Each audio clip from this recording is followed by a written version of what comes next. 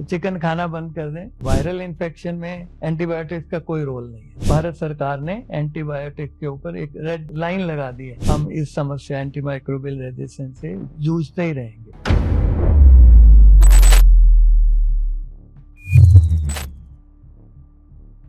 Antimicrobial resistance की जो बात बताई, ये एंटीबायोटिक्स के शायद ज्यादा खाने से या बहुत ज्यादा एंटीबायोटिक्स लेने से या कम लेने से बहुत ज्यादा प्रॉब्लम आ रही है। और जहां तक मैंने कहीं पढ़ा और सुना कि जो पूरी मानवता को बहुत कम एंटीबायोटिक्स की ही अभी तक पहचान है।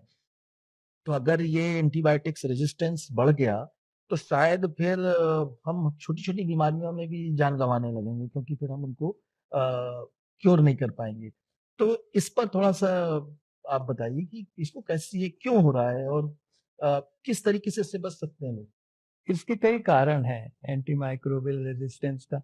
एक तो आम बात है, परिवारों में किसी को खांसी जुकाम हुआ, किसी के पास दवाई पड़ी थी, एम्पिसिलिन पड़ी थी, उसने ले ली 2 दिन। हालांकि वायरल इन्फेक्शन में एंटीबायोटिक्स का कोई रोल नहीं है। तो एक तो अननेसेसरी यूज ऑफ एंटीबायोटिक, और दूसरा अगर दवाई को 5 दिन खाना है या 7 दिन खाना है, ट्यूबरकुलोसिस में तो लंबे समय खाना है, तो लोग बीच में खाना छोड़ देते हैं। उससे रेजिस्टेंट बैक्टीरिया में रेजिस्टेंस हो जाती है। सर्वाइवल ऑफ द फिटेस्ट, हमें कोई मुश्किल होती है, जैसे कोविड आया था, हमने अपने रास्ते निकाल लिए थे कोविड से बचने के लिए, तो ऐसे बैक्टीरिया अपने रास्ते निकाल लेता, मतलब उसे बिल्कुल। मालूम है कि ये कितनी दवा मेरे ऊपर डालेंगे, हाँ, वो उस दवा पे जीना सीख गया है और फिर उसके आगे चला गया। बिल्कुल बिल्कुल। तो फिर उसको फिर कैसे रोक सकते हैं? उसके लिए एक तो ये इन चीजों का हमें ध्यान रखना है, अननेसेसरी यूज नहीं होना चाहिए। भारत सरकार ने एंटीबायोटिक के ऊपर एक रेड स्लिप लाइन लगा दी है। तो वो एंटीबायोटिक है, दवा के पत्ते में रेड लाइन है। तो वो दवाई आप तभी लेंगे जब डॉक्टर प्रेस्क्राइब तो करेगा। ये रेड लाइन तो डॉक्टर साहब, मुझे लगता नहीं है कि बहुत सारे लोगों को पता होगा। मुझे तो लगता है उनको लगता होगा ये पैकिंग की कोई डिजाइन है। जी, बिल्कुल सही बोला, क्योंकि आम आदमी तक ये जानकारी पहुंचना बहुत जरूरी है और आम आदमी तक अभी ये जानकारी पहुंची नहीं है। तो सरकार तो प्रयास कर रही है, मगर जब तक आम आदमी जागरूक नहीं होगा और इस दिशा में प्रयत्न नहीं करेगा, हम इस समस्या एंटीमाइक्रोबियल रेजिस्टेंस से जूझते ही रहेंगे।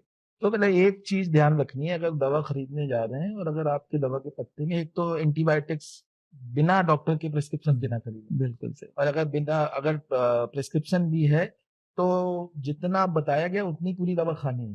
थोड़ी कम खा लें तो नहीं चलेगा, 5 दिन का बोला 4 दिन खा लिया। उससे एंटीमाइक्रोबियल रेजिस्टेंस बढ़ने की संभावना। हमारे शरीर में जब इन्फेक्शन होता है, लाखों करोड़ों बैक्टीरिया बनते हैं रोज। उनमें से कुछ बैक्टीरिया ऐसे बन जाते हैं, उनमें डीएनए जैसे होता है ना, हमारे शरीर में जो जो होता है वो डीएनए पे आधारित होता है, हमारी इम्यूनिटी भी डीएनए से प्रभावित होती है। उसी तरह से इनमें होता है। तो कुछ बैक्टीरिया, करोड़ों में से 5-10 बैक्टीरिया ऐसे हो गए जिनमें जेनेटिक चेंज होने से एंटीबायोटिक उनको खत्म नहीं कर सकती। ये जो बैक्टीरिया हैं 5-10, फिर ये मल्टीप्लाई करेंगे, फिर लाखों करोड़ों हो जाएंगे और एक मरीज से फिर दूसरे मरीज में भी जाएंगे।